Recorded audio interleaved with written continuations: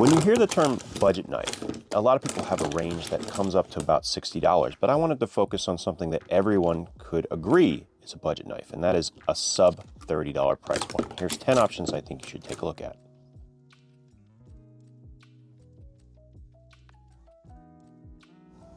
If we were making a sub $30 list, it's possible to populate the entire thing with just Ganzo Firebird knives. And this is a great example because it is just so inexpensive and so easy for basically anyone to manipulate. It's based or cloned off of the Spyderco Delica and is very similar also to the Bird series knives, except that it's half the price with a better steel. I think these are some of the best stocking stuffer, just beater knives that you could throw pretty much anywhere. And at the price point below $20, there aren't many knives that can compete with it directly. And actually a lot of my family members have them and have started carrying knives because of this knife. Now for me personally, if I was doing a challenge video where I wanted a sub $20 knife, this is my knife. This is absolutely my favorite knife under $20, and it's not even close.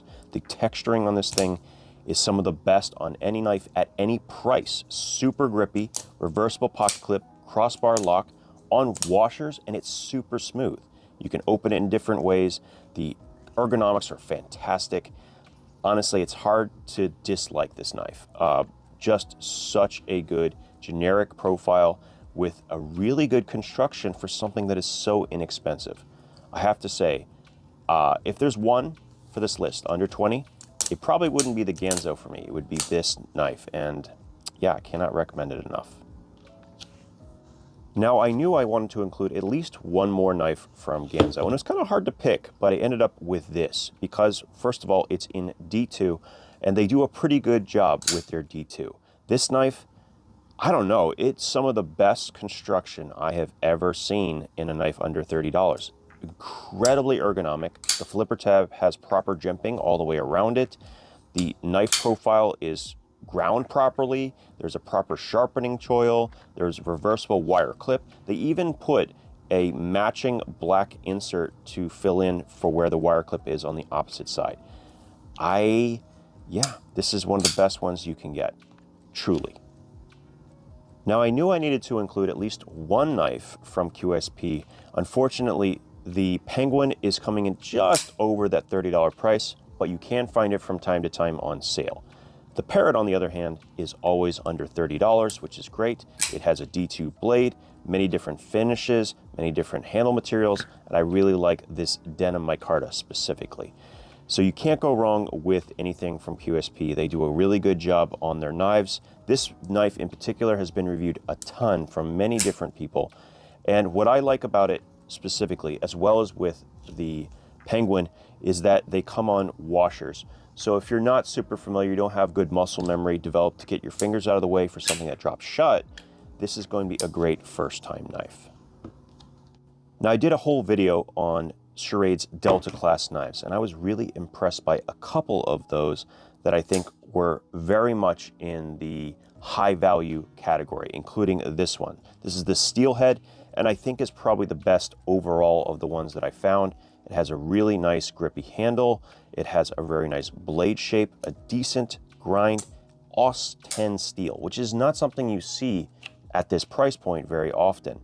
So for that reason, I had to include it. But pretty much all of the Delta class knives come in under 30, and I'll put a link to that video if you want to just see all of them in one place. This is probably my favorite. I have said many times that I think Miguron is one of the highest value knife brands basically in existence, and this knife does not fail to deliver on that promise. 14C28N, sub 3-inch blade with a large G10 handle and a just fantastic fit and finish.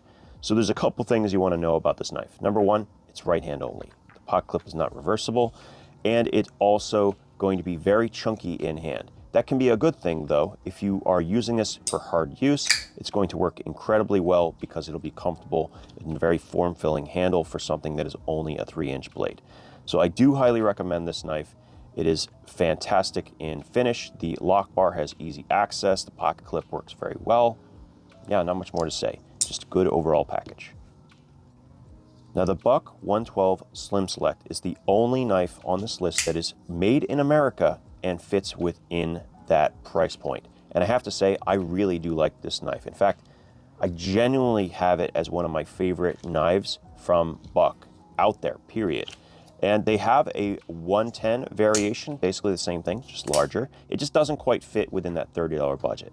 But this knife can be regularly found for under 30, and it is made right here in the US. So very, very nice design. As you can see, I can reverse flick it. It has a backlock design. It has a very familiar blade shape. It's just a fantastic little knife that you can basically give. It comes in a variety of different colors. Yeah, just a great knife coming out of Buck. Now this is an interesting one. First of all, it just, and I mean just, sneaks in under that $30 price point with a little bit of change. And I like it because it uses a steel that you really only see in that $40 to $50 range, the AR RPM9, which is a powder metallurgy steel that is made just by Artisan Cutlery or their sub-brand, which is CJRB. Now this is a knife that was designed by Swags from Rosecraft Blades, and I really like it as a very small knife. There aren't many knives in this list that are this small, and I think it's a really, really good design. Has a reversible pocket clip, a good front flipper, and I like the color even. So definitely worth checking out if you like smaller, maybe fifth pocket carry knives. This is one of them. Now I wasn't putting these in order, but I will tell you that this knife is top 2 without question.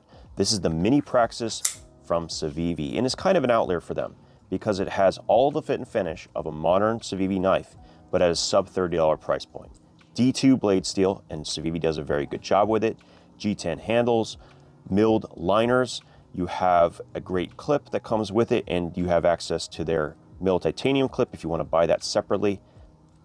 My goodness, it is such an insane knife for something so incredibly cheap. I cannot recommend this enough, and basically outclasses the Elementum in my opinion. Now I can say without question, this is the #1 knife under $30. This is such an outlier for not only this particular company, but just in general. A near 4-inch K110 blade. Now I just had someone tell me that they tested the Rockwell hardness on this thing and got 62, which means that they did an incredible job with this. And I've never had it chip, and frankly, I've never seen D2 perform as well as this. Maybe K110 is the superior variation. But coming in under 30, this knife is unbeatable in this category. And I have to say, if you're going to pick one, this is the one, because it is so unusual to find a knife made in this steel, coming out of Germany, and with this kind of fit and finish and drop shut action with the bearings. It comes in a variety of different handle cutters, so you don't have to pick the brown, but definitely pick this one. So here are my 10 knives that I think you might want to consider, but this is just a small portion of the total knives that you can find that are good under that $30 price point. So what I'm going to do is include a master list with access to all of those knives, and I'll be continuing to update it over time.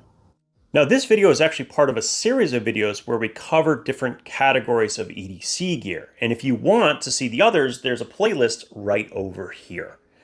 As always, thank you for your time, and we'll talk again soon.